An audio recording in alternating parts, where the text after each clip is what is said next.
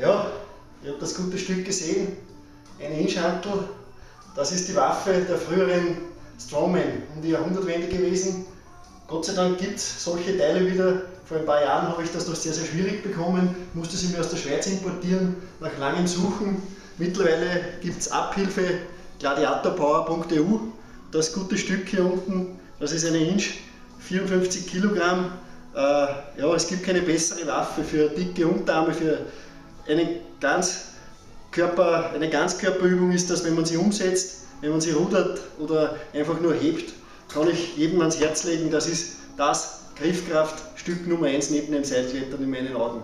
Ja, diese Hantel hier, 54 Kilo, es gibt von mir ein Video auf YouTube, ich konnte sie bereits einmal umsetzen und drücken. Beim Griffkraft-Meeting in Haltern letztes Jahr. Nach einer Fingerverletzung fällt es mir natürlich noch ein bisschen schwer, aber heben geht immer.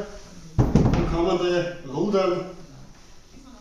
Auch mit links. Der Finger wird wieder top verarbeitet, das Ding. Ja, und wenn die zu schwer ist, gibt es auch eine 38 Kilo Hantel, eine Inch.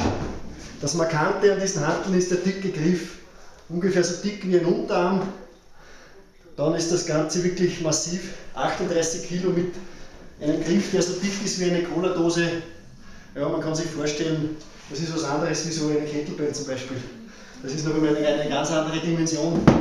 Kann die umsetzen, kann sie drücken, kann sie auch reißen.